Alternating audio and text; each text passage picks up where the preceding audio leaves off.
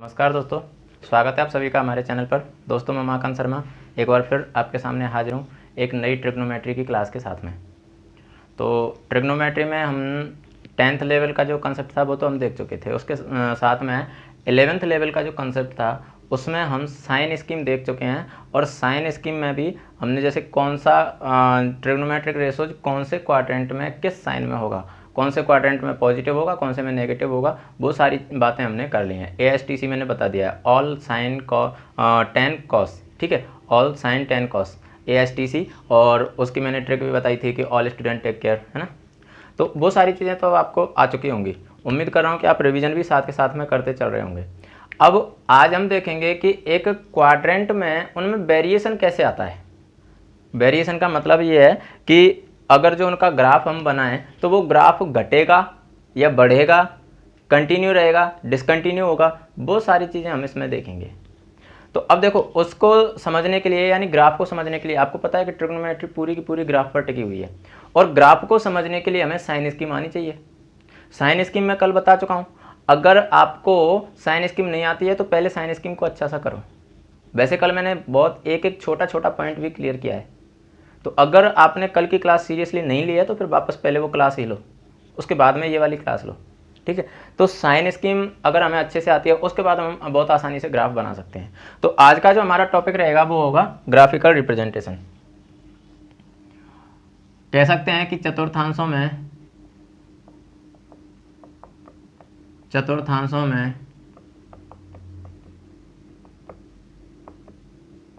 त्रिकोणमितीय अनुपातों में वेरिएशन कह सकते हैं, या अनुपातों में विचर कह सकते हैं। वेरिएशन कहते हैं इसको, है ना, वेरिएशन यानी वो कैसे कैसे चेंज होते हैं वो सारी चीज़ें कह सकते हैं, ठीक है। Variation of trigonometric ratios in different quadrant, ठीक है। साइन स्कीम हमने देख ली। अब देखो, मैंने कल साइन स्कीम को भी यही नाम दिया था। क्यों दिया था? साइन स्कीम को मैंने यही नाम इसलिए दिया था क्योंकि साइन स्कीम इसी पर तो बेस्ड, मतलब सॉरी, ये साइन स्कीम पर ही तो बेस्ड है। तो साइन स्कीम इसका ही एक पार्ट हुआ। कल जो हमारी क्लास हुई थी उसको मैंने यही नाम तो दिया था कि उनमें जो रूपांतरण हो रहा है वो कैसे हो रहा है, वेरिएशन जो आ रहे हैं वो कैसे आ रहे हैं, कहाँ प्लस होगा कहाँ माइनस होगा, वो सारी चीज़ें इसी का तो पार्ट है। तो इसलिए मैंने उसको साइन स्कीम नाम ना दे के यही नाम दिया था। आया समझ? चलिए अब देखो, कल की उस पर मैं बात करता हूँ। कल की क्लास पर जैसे हमने ये कोऑर्डिनेशन ज्योमेट्री में हमने एक यूनिट सर्किल लिया था, ठीक है। यूनिट रेडियस का एक हमने सर्किल बनाया था, ये मैंने सर्किल बना दिया। अब इस सर्किल में ये तो ओरिजिन हो गया, ठीक है। और अब देखो हमने क्या किया था कि इसके जो कोऑर्डिनेट हैं वो तो खैर 1,0 हो गए, इसके 0,1 हो गए, ये तो हमें पता है। और तीसरा हमने कोई एक पॉइंट माना था इसकी सरकमफेरेंस पर, कोई एक पॉइंट हमने रैंडमली मान लिया था। अब वो पॉइंट मैं अलग अलग उसके वो देखता हूँ। देखो जैसे मान लो मैंने वो पॉइंट यहाँ पर मान लिया, तो यहाँ से मैंने ये एक्स एक्सिस पर लंब डाला और इसको मैंने सेंटर से मिला दिया। फिर अब मैंने वही पॉइंट थोड़ा सा ऊपर लिया और उसको मैंने ओरिजिन से मिलाया। वही पॉइंट मैंने थोड़ा सा और ऊपर लिया, ओरिजिन से मिलाया। भाई हमारे पास ये थोड़ी ना है कि वो सेंटर हमें कहाँ पर लेना है, सरकमफेरेंस पर कहीं भी ले सकते हैं, हमारे पास सारी प्रायोरिटी है। तो अब देखो यहाँ से जैसे जैसे मैं ऊपर की तरफ जा रहा हूँ, जैसे जैसे मैं ऊपर की तरफ जा रहा हूँ, वाई एक्सिस है ना, यानी वाई कोऑर्डिनेट है, वो वाई कोऑर्डिनेट बढ़ता जा रहा है, वाई कोऑर्डिनेट बढ़ता जा रहा है। और अगर तुम्हें ध्यान हो, चलो मैं एक बार रिकॉल करवाई देता हूँ। जैसे ये अपना सर्कल था, इस सर्कल में हमने यहाँ पर मान लो रैंडमली वो माना था, और ये था अपना थीटा, इसके कोऑर्डिनेट थे 1,0, इसके कोऑर्डिनेट थे 0,1, और इसके मान लिए थे मैंने x, y। तो ये जो डिस्टेंस हुई तो x हुई और ये क्या हुई y। तो यहाँ से मैंने निकाला था साइन थीटा इक्वल्स टू क्या होता है लंब बटे कर्ण, और लंब क्या है इसमें y, तो y बटे 1 यानी साइन थीटा क्या आया था y आया था। साइन थीटा इक्वल्स टू क्या आया था y आया था। ऐसे ही कॉस थीटा क्या आया था वो x आया था, सभी को याद ही होगा है ना। और टेन थीटा क्या आया था, टेन थीटा आया था y अपॉन x। यही तो आए थे हमारे तीनों। कल की क्लास में ये सारी चीज़ें हम बहुत अच्छे से बहुत डिटेल्स में देख चुके हैं। अब देखो यहाँ पर क्या चेंज हो रहा है वो चीज़ देखो। जैसे जैसे मैं ऊपर की तरफ जा रहा हूं, यानी देखो यहां पर अगर मैं थीटा की बात करूं, यहां पर थीटा कितना होगा सर, यही तो एक्स एक्सिस है और इसी पर अगर ये लाइन आ रही है, इसका मतलब है कि यहां थीटा कितना होगा, थीटा जीरो होगा, थीटा जीरो होगा। इसका मतलब है कि अगर मैं साइन जीरो की बात करूं, साइन जीरो की बात करूं तो साइन जीरो की वैल्यू कितनी हो गई, 1 हो गई ना। साइन जीरो की वैल्यू कितनी हो गई, 1 हो गई ना भाई। साइन क्या है, वाई तो है, तो साइन जीरो की वैल्यू कितनी हो गई, सॉरी साइन जीरो की वैल्यू जीरो, यहाँ बाई कोऑर्डिनेट तो जीरो है ना, तो जीरो, साइन जीरो की वैल्यू जीरो हो गई ना, तो ये जीरो हो गया। उसके बाद में अगर मैं जैसे जैसे जीरो से ऊपर की तरफ बढ़ूंगा, जैसे जैसे थीटा का मान बढ़ेगा वैसे वैसे ये जीरो से बाई का बढ़ना शुरू होगा। आया समझ में। जैसे जैसे यहाँ से थीटा की वैल्यू बढ़ना शुरू होगी, देखो यहाँ से पहले ये थीटा जीरो था तो साइन जीरो का वैल्यू कितनी थी, जीरो थी, यानी बाई जीरो था। जैसे जैसे मैं ऊपर की तरफ बढ़ना स्टार्ट हुआ तो ये अब ये एक्स एक्सिस से इसकी डिस्टेंस बढ़ती जा रही है, मतलब बाई कोऑर्डिनेट बढ़ता जा रहा है। ऐसे देख सकते हो कि यहाँ पर बाई कोऑर्डिनेट कितना है, जीरो, यहाँ पर बाई कोऑर्डिनेट कितना है, 1। कहने का मतलब है एक क्वाड्रेंट में कितना एंगल बनता है, कितने डिग्री का एंगल बनता है, 90 डिग्री का। भाई एक क्वाड्रेंट क्या है, एक सर्किल का 1/4 पार्ट ही तो है, 1/4 पार्ट है तो उसमें 90 डिग्री का एंगल बनेगा।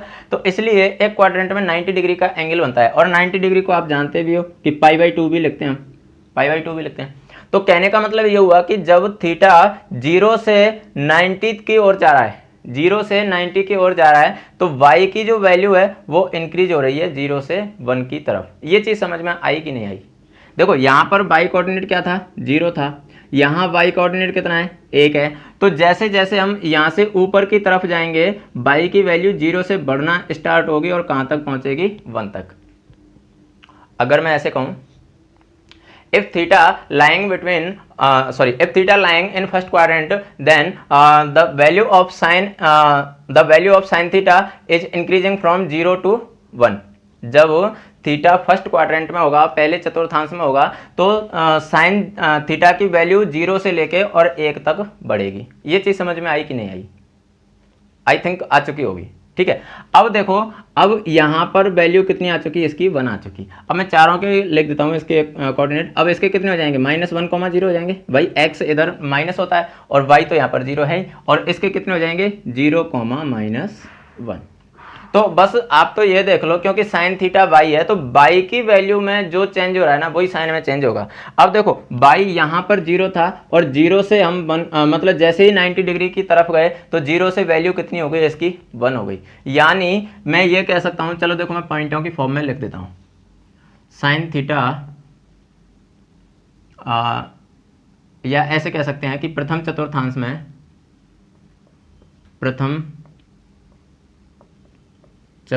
में साइन थीटा का मान 0 से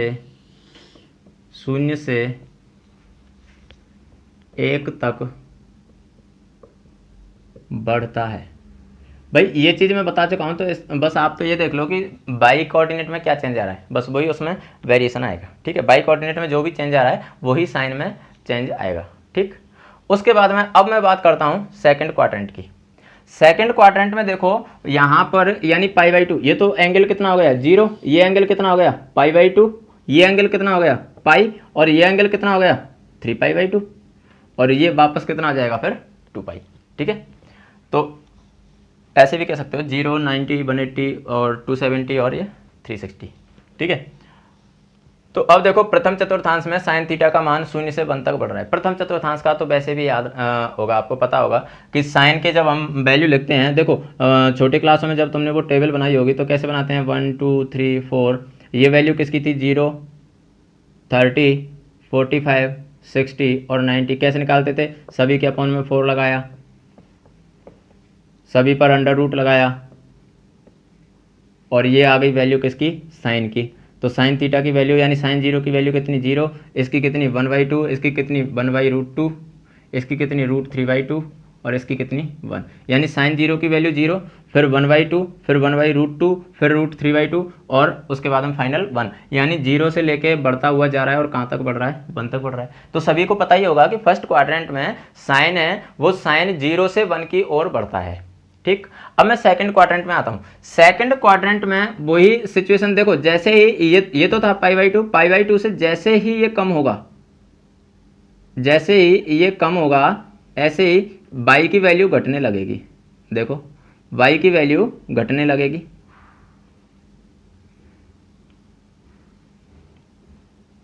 अब देखो जैसे जैसे ये x एक्सिस के नज़दीक जाता जा रहा है y की वैल्यू घटती जा रही है और y की वैल्यू घट रही है, मतलब साइन थीटा की वैल्यू भी घट रही है। तो ऐसे करके सेकंड क्वाड्रेंट में साइन थीटा 1 से लेके और कहाँ तक घटेगा, 0 तक घटेगा। भाई यहाँ पर बाई कोऑर्डिनेट क्या है, 0 है, तो साइन थीटा कहाँ तक घटेगा, 0 तक घटेगा। तो अब देखो सेकंड पॉइंट में इसका लिख सकता हूँ, सेकंड पॉइंट लिख सकता हूँ मैं इसका, द्वितीय चतुर्थांश में साइन थीटा का मान 1 से 0 तक घटता है। If theta lies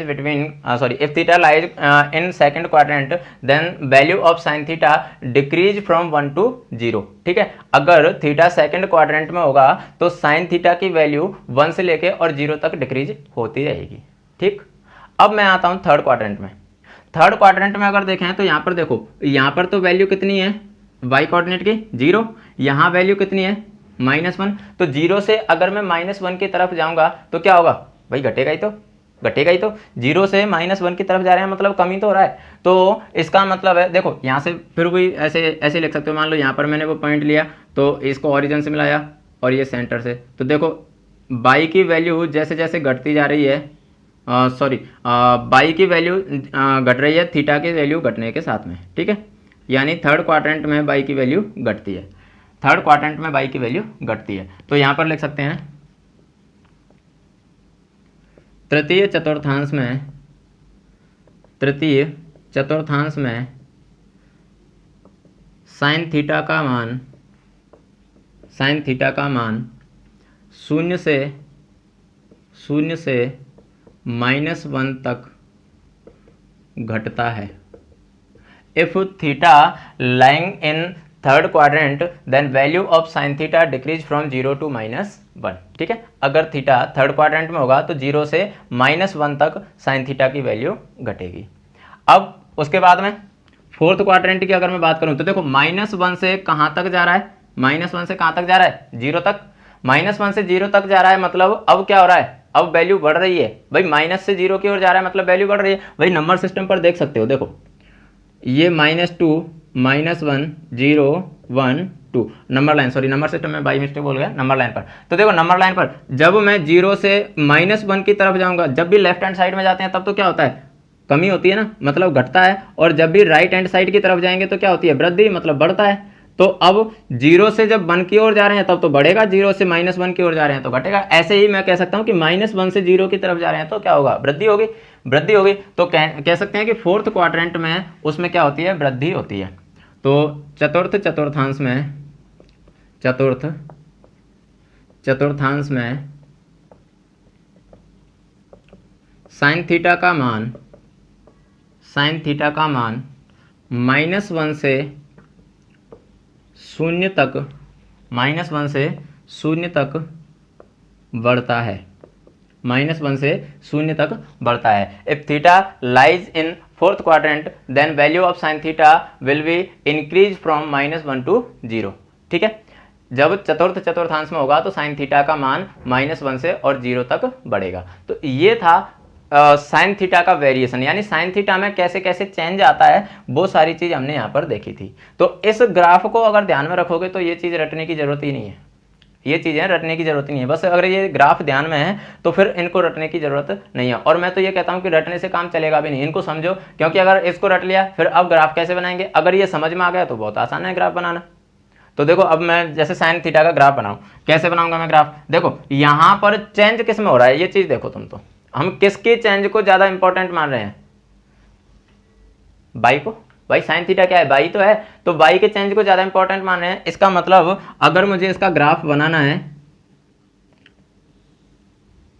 तो देखो, जैसे ये तो हो गया एक्स एक्सिस और ये हो गया वाई एक्सिस में, और ये चेंज कहाँ कहाँ तक हो रहा है, ये देखो ये चेंज हो रहा है सर 0 1 0 -1, यानी 1 और -1 के बीच में ही घूम रहा है, 1 और -1 के बीच में घूम रहा है। और 1 और -1 किसके निर्देशांक, बाई के निर्देशांक। तो बाई के निर्देशांक जैसे मान लो यहाँ तो मैंने ये तो मान लिया 1, तो इसके एक्स एक्सिस के समांतर मैंने एक रेखा खींच दी जो कहाँ पर है, वाई कोऑर्डिनेट पर कहाँ पर है, 1 पर, ठीक है। और एक मैंने -1 पर खींच दी, वही एक्स एक्सिस के समांतर, ये 0, -1, ठीक है। अब देखो अगर मैं फर्स्ट क्वाड्रेंट की बात करूं, फर्स्ट क्वाड्रेंट का मतलब क्या होगा, यानी 0 से लेके और कहां तक, π/2 तक। चलो मैं इस पर पहले एक बार डिनोट कर देता हूं, ये तो एंगल हो गया, यानी ये तो थीटा हो गया 0, मान लो यहां पर हो गया ये π/2, मान लो यहां पर हो गया ये पाई, यहां पर हो गया 3π/2 और इधर हो गया ये 2π, ठीक है। एक सर्कल बना लेते हैं हम। अब देखो जब थीटा 0 से 90 की तरफ जा रहा है तो बाई की वैल्यू 0 से 1 तक बढ़ रही है। थीटा 0 से 90 तक गया तो बाई की वैल्यू 0 से कहां तक बढ़ी, 1 तक बढ़ी। यानी थीटा ये 0 था, 0 से जैसे ही 90 तक जाएगा तो बाई की वैल्यू कहां तक बढ़ेगी, 1 तक, ये बढ़ गई। उसके बाद में क्या हुआ, जैसे ही थीटा 90 से और 180 तक गया, यानी π/2 से पाई तक गया, π/2 से पाई तक गया, तो साइन थीटा की वैल्यू यानी 1 से कहां तक डिक्रीज हुई, 0 तक, 1 से वापस 0 तक आई। तो ये लो पाई तक पहुंचने में ये मैंने 0 तक ले लिया, ठीक।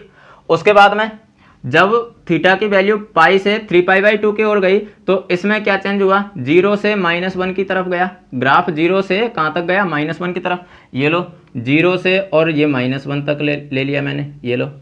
उसके बाद में जैसे ही 3π/2 से 2π तक गया तो ये -1 से कहां तक बढ़ा, 0 तक बढ़ा, -1 से और कहां तक बढ़ा, 0 तक बढ़ा। ये लो ये अपना ग्राफ आ चुका है, ये साइन थीटा का ग्राफ होता है, ये साइन थीटा का ग्राफ हो गया। अब इसको बाकी कितने भी पीरियड में बना सकते हो, मतलब आगे ये ग्राफ ऐसे घूमेगा, ऐसे ही घूमेगा ये ग्राफ, आगे आगे कहीं तक भी बनाओ ऐसे ही। अगर इसको मैं पीछे बनाना चाहूं तो पीछे की तरफ ये ऐसे ही जाएगा, ये लो, ये होता है साइन थीटा का ग्राफ। समझ में आया। अब इधर की तरफ लाना है तो जैसे ये हो गया 0, फिर ये π/2, ये पाई यानी माइनस में आ जाएंगे, -π/2 -π -3π/2 और ऐसे करके ये माइनस में आ जाएंगे, उधर प्लस में चले जाएंगे। तो अब यहाँ पर अगर देखें कि इनके जैसे मान लो मैं प्रांत और परिसर की बात करूँ, चलो प्रांत और परिसर एक साथ बाद में लेंगे, ठीक है। प्रांत और परिसर क्या होंगे वो एक साथ बाद में लेंगे, सभी के एक साथ ही ले लेंगे। तो अब ये ग्राफ बनाना समझ में आया कि नहीं आया, ये चीज़ बताओ, ग्राफ बनाना समझ में आया या नहीं आया। एक बार फिर से देख लो, जो मैंने यहाँ पर जो बनाया ना, यहाँ पर ग्राफ पर जो मैंने समझाया, अगर ये चीज़ समझ में आ गई तो ग्राफ बनाने में कहीं कोई प्रॉब्लम नहीं है। ग्राफ को चलो मैं एक बार और वापस रिपीट कर देता हूँ, क्योंकि ये चीज़ तो हमने कल ही पढ़ी है तो इसमें तो कोई प्रॉब्लम होगी नहीं। ग्राफ को चलो मैं एक बार और रिपीट कर देता हूँ, इसको मैं मिटा देता हूँ क्योंकि अब तो मैंने पॉइंटों की फॉर्म में लिखा हुआ ही है। थोड़ा सा बड़ा बना देता हूँ ताकि और अच्छे से समझ में आ पाए।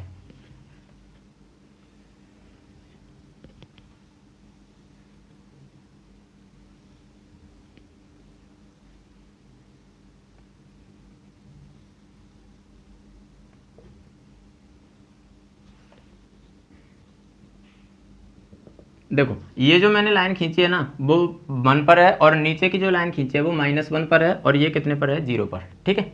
ये एक्स एक्सिस है, ये तो 0 पर हो गया। अब यहाँ से देखो ये थीटा तो कितना हो गया, 0 भाई, ओरिजिन पर तो थीटा 0 होता है। उसके बाद में ये हो गया π/2। चलो मैं बाद में बनाऊंगा ताकि वो ग्राफ थोड़ा सा तिरछा या थोड़ा कर्व टाइप का ना बने, ठीक है। देखो सबसे पहले मैं प्रथम चतुर्थांश की बात करूं तो प्रथम चतुर्थांश में पहले तो ये बताओ थीटा कैसे वेरी करता है, थीटा कैसे वेरी करेगा भाई। थीटा 0 से और कहाँ तक जाता है, 90 तक जाता है, या मैं ये कह सकता हूँ कि 0 से कहाँ तक जाता है, π/2 तक जाता है। थीटा 0 से π/2 तक जाता है, तो π/2 तक जा रहा है, यानी प्रथम चतुर्थांश में साइन थीटा का मान 0 से कहाँ तक बढ़ रहा है, 1 तक, और 1 कहाँ है, ऊपर, तो 0 से 1 तक बढ़ रहा है, मतलब यहाँ से ये ग्राफ थीटा यानी थीटा 90 तक जब होगा तब तक ये ग्राफ ऐसे जाएगा, ठीक। उसके बाद में अगर मैं बात करूं द्वितीय चतुर्थांश की, तो देखो द्वितीय चतुर्थांश में थीटा कहां तक जाएगा, थीटा जाएगा इसमें सर 90 से लेके और कहां तक जाएगा, 180 तक, यानी कह सकते हैं कि 90 से यानी π/2 से लेके कहां तक जाएगा, पाई तक। तो π/2 तक तो हम आ चुके हैं, ये तो π/2 हो गया यहाँ तक अगर चाहो तो ऐसे करके शो कर सकते हो, ये क्या हो गया, π/2 हो गया। अब π/2 से पाई तक जाएंगे तो देखो ये डिक्रीज हो रहा है, 1 से लेके कहाँ तक डिक्रीज हो रहा है, 0 तक, तो 1 से वापस 0 पर आ जाओ, ये लो सर वापस 0 तक आ गए, ये क्या हो गया, ये पाई हो गया। उसके बाद में थर्ड क्वाड्रेंट की अगर मैं बात करूं तो थर्ड क्वाड्रेंट में थीटा 180 से और कहाँ तक जाएगा, 270 तक जाएगा, 270 तक, यानी 180 मतलब पाई से लेके कहाँ तक जाएगा, 3π/2 तक जाएगा। तो पाई से लेके 3π/2 तक जाएगा, तो इसमें देखो थर्ड चतुर्थांश में यानी थर्ड क्वाड्रेंट में साइन थीटा का मान 0 से -1 की तरफ घटता है, -1 तक घटता है। तो देखो 0 से -1 तक, ये लो -1 भाई, -1 वाली लाइन ही तो है, तो ये -1 तक आ गया। फोर्थ क्वाड्रेंट में साइन थीटा का मान -1 से 0 तक जाएगा, तो ये -1 से और ये 0 तक आ गया, ये हो गया, ये 3π/2 और ये 2π। अब इसको आगे पीछे जैसे भी चलाना है वो ऐसे ही चलेगा, ये लो ऐसे ही चलेगा। ये होता है साइन का ग्राफ। उम्मीद करता हूँ कि अब तो साइन का ग्राफ अच्छे से क्लियर हो चुका होगा, ठीक है। तो ये था दोस्तों अपना साइन का ग्राफ था। अब जैसे साइन का हमने बनाया ऐसे ही हम टेन और कॉस का भी बनाएंगे। बाकी कॉट, सेक और कोसेक इन सभी के तो फिर आराम से बन जाएंगे, क्योंकि इनके जब बन चुके हैं तो उनमें दिक्कत नहीं आनी है। तो साइन का ग्राफ मैं उम्मीद कर रहा हूँ कि अच्छे से समझ में आ चुका होगा। अगर इसमें कहीं कोई डाउट है तो फिर कमेंट में ज़रूर बताएं, ताकि मैं उसको क्लियर करने की कोशिश करूँ, ठीक है। तो दोस्तों आज हमारा टाइम साइन के ग्राफ में ही जा चुका है, तो बाकी कॉस और टेन के हम अगली क्लास में लेंगे, क्योंकि टाइम इसकी इजाज़त नहीं दे रहा है। बाकी जो टाइम लगा था वो साइन में ही लगा था, कॉस और टेन में नहीं लगेगा, क्योंकि सबसे मेन चीज़ होती है कि उसके थ्रू ये जो हमने पॉइंट लिखे हैं उसके थ्रू ग्राफ को कैसे ड्रॉ किया जाए, ये चीज़ मेन होती है, वो हमने इसमें देख लिया है। तो साइन का ग्राफ आपके सामने है। कॉस का मैं ये चाहता हूँ कि जब आपके सामने अगली क्लास आए, यानी कॉस और टेन के जब हम ग्राफ बनाने का पैटर्न आपको पता चल चुका है, तो मैं ये चाहता हूँ कि कॉस और टेन के ग्राफ आप खुद बनाने की कोशिश करो। हो सकता है कि टेन में थोड़ी सी प्रॉब्लम आ जाए तुम्हें, लेकिन कॉस में तो मुझे नहीं लगता कि कोई प्रॉब्लम आनी है। जैसे यहाँ पर जो बाई में वेरिएशन चल रहा था वो ही साइन थीटा का था, तो ऐसे ही एक्स में जो वेरिएशन चलेगा वही कॉस थीटा का होगा। तो कॉस थीटा के ग्राफ आप बनाएं, ये मैं ऐसी उम्मीद करता हूँ कि कॉस थीटा के ग्राफ आप बनाएं। तो चलिए आज की क्लास को तो यहीं विराम देते हैं और मिलते हैं नई क्लास में। तो धन्यवाद दोस्तों वीडियो को देखने के लिए, और क्लास को कंटिन्यू बनाए रखें। उम्मीद करता हूं कि आपको निश्चित सफलता मिलेगी, और यहाँ से कुछ नई चीज़ें मिल रही हैं तो दोस्तों में ज़रूर शेयर करें। आप अगर चैनल पर नए हैं तो चैनल को सब्सक्राइब करें, बेल आइकन भी दबाएं, ताकि आपको लाइव क्लास का नोटिफिकेशन मिल सके। तो धन्यवाद दोस्तों, thanks a lot for watching our video.